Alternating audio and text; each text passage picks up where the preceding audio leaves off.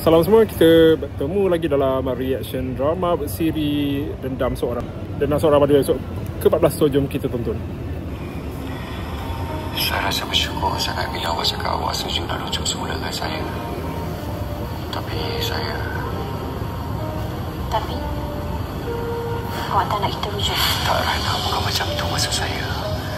Saya cuma minta tangguh. Awak ni memang tak ikhlas kan?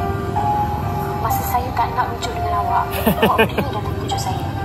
Rana, awak tahu Izara sakit kan? Bukan masalah saya. Izara ada kanser, Rana. Saya kesiankan Izara. Dan doktor pun ada cakap dengan saya, Izara tak boleh stres. Awak tu lelaki. Kuasa di tangan awak. Awak pilihlah. Awak nak tunaikan janji awak untuk anak kita, atau awak nak nanti janji awak tu. Itu dia.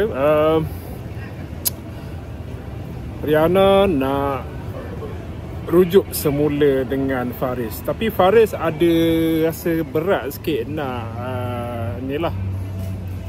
nak menyambung pernikahan mereka. Sebenarnya kalau kita tengok dalam satu adegan, perceraian antara Rihanna dengan Faris tu tak sah.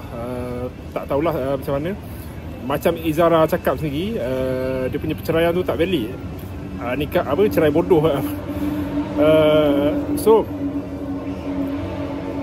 Rihanna masih lagi isteri Faris. Tak tahu macam mana, tapi mereka kena rujuk semula lah.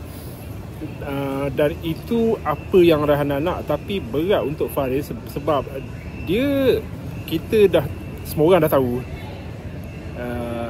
Izara ialah isteri kepada Faris, dan Izara tak boleh nak terima keadaan yang mana Rihanna ialah madu dia, masih madu yang valid. Blow lah ego dia tak boleh jadi isteri tunggal kepada Faris. Banyak perkara lah dengan Izara sakit yang menyebabkan dia tak boleh melahirkan anak. Lepas tu Rihanna pula ada anak dengan Faris. Jadi kebanyakan komen kata bengong punca Faris. Rihanna ada yang kata Rihanna tak payah rujuk balik, buat sakit hati je kalau rujuk balik dengan seorang Faris ni dengan perangai yang tak tetap, perangai yang tetap sama. Macam mana? Tapi pada saya Rihanna nak rujuk balik ni teori saya lah. Rihanna nak balas dendam, sebab nama cerita pun Dendam Seorang Madu. Rihanna tengok apa yang berlaku, Rihanna macam dah terbuka dia punya kebenaran yang di sekeliling dia. Dia lihat sendiri Hanum tu macam mana, mak mertua dia. Jadi dia dah plan dan senyap yang kita akan tengok nanti. Walaupun korang rasa macam dia tak sepatutnya kembali kepada Faris, tapi mungkin ini adalah salah satu rancangan Rihanna. Itu teori saya.